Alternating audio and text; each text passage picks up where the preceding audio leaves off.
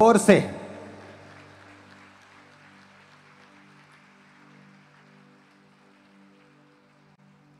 मेरा ये विश्वास है कि आज जब आप इस वचन को सुन लेंगे, आपके मन में क्लैरिटी आ जाएगी कि आप किस तरह से परमेश्वर में बढ़ सकते हैं और किस तरह से नेक्स्ट लेवल पे जा सकते हैं।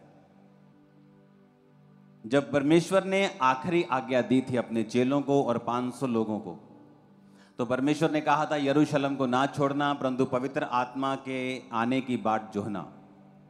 और वचन कहता है कि पेंटिकोस के दिन जब पवित्र आत्मा उतरा तो वो सब गैर भाषा से भर गए और सब पवित्र आत्मा से भर गए और सब अभिषेक से भर गए। और वचन ये भी कहता है कि वो जब पवित्र आत्मा और अभिषेक से भर गए तो वो सब लोग जो थे परमेश्वर के काम करने लगे, उनके हाथ रखने से रोगी चंगे होने लगे। और ये वचन पूरा हुआ कि अंत के दिनों में मैं अपना आत्मा सब मनुष्यों के ऊपर उंडेलूंगा। पुराने समय में जीसस क्राइस्ट के जन्म से पहले कुछ लोगों के ऊपर आत्मा उतरता था और परमेश्वर उनको अपना अभिषेक देता था। और परमेश्वर ने कहा था याजक जो मेरे अभिषिक्त होंगे ये लोगों के भार को उठाएंगे और लोगों के लिए बलि चढ़ाएंगे। और याजकों को परमेश्वर ने पवित्र रहने के लिए बोला। और वचन ये भी कहता है कि याजकों के ऊपर जो अभिषेक था उसके कारण परमेश्वर ने कहा था कि इनके जीवन में उत्तम दाख, उत्तम तेल और सब कुछ याजकों की लाइफ में जो आएगा वो उत्तम से उत्तम आएगा। मैं 10 तरह का बेस्ट जैतून का तेल मंगवाऊंगा और जो 10 में बेस्ट होगा वो मैं याजकों को दूंगा।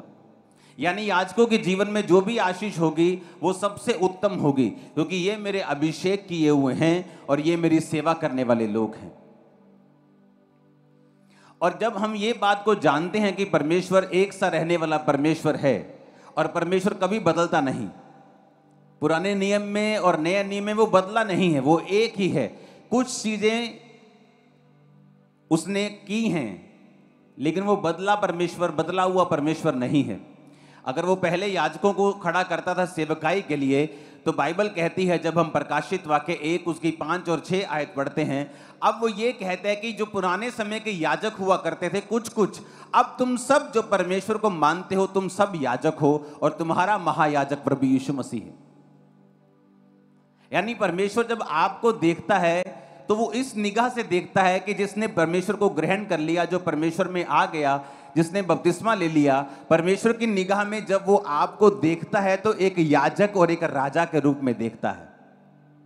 तो इसका मतलब जब याजकों को वो देखता था तो वो इस तरह से देखता था कि ये मेरे याजक हैं, इन पर मेरा अभिषेक है, अब मैं इनको उत्तम दाख, उत्तम गेहूं, उत्तम तेल, यहां तक कि जो उनकी पत्नी हुआ करती थी, उनका पार्टनर हुआ करता था, वो भी परमेश्वर बोलता था कुंवारियों में से लेना, वो पवित्रताई में से लेना, उत्तम लेना। क्यों ऐसा परमेश्वर कहते थे? क्योंकि बाइबल कहती परमेश्वर ने कहा ये मेरी सेवा करने वाले याजक हैं जिन पर मेरा अभिषेक है और मैं इनके जीवन में जो दूंगा वो सिर्फ उत्तम से उत्तम ही होगा। तो पुराने नियम के जो याजक होते थे, परमेश्वर कहता कि मैं इनको उत्तम दूंगा, जो भी इनकी लाइफ में आशीष आएगी मैं इनको बेस्ट आशीष दूंगा, दुनिया से अलग करूंगा, मैं इनके ऊपर अपना अभिषेक रखूंगा, मैं इनको सुरक्षित रखूंगा, मैं इनको बीमारियों से बचाकर रखूंगा, मैं इनको शर्मिंदगी से बचाकर रखूंगा, मैं इनको दुश्मन के हाथ में नहीं पड़ने दूंगा। क्यों? क्योंकि इस पर मेरा अभिषेक है और ये मेरा चुना हुआ याजक है और ये सेवा करने वाला है। कितने मेरी बात को समझ रहे हैं? अब पुराने नियम में कुछ याजक होते थे, बाकी प्रजा होती थी, वो अपने अपने पापों के लिए भेड़ों को लाया करती थी। याजक उन भेड़ों को परमेश्वर के सामने पाप बलि, होम बलि के रूप में, स्वेच्छा बलि, बड़ी सी बलियां होती थी, उनके रूप में परमेश्वर के सामने चढ़ाया करता था। लेकिन लोगों को अधिकार नहीं था बलि चढ़ाने का। लेकिन परमेश्वर ने कहा कि जब प्रभु यीशु मसीह आ जाएंगे तो अनुग्रह आ जाएगा, ऐसा अनुग्रह आ जाएगा जो कभी कुछ लोगों पे होता था, अब वो सब पे आ जाएगा।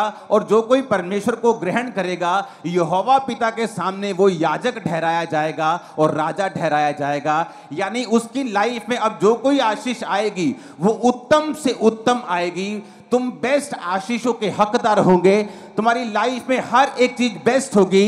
ऐसा परमेश्वर देखता है आप विश्वासियों को जब वो आपकी ओर देखता है जिसने बपतिस्मा लिया हुआ है, जो याजक है और जो परमेश्वर यीशु मसीह को अपना उद्धारकर्ता मानता है।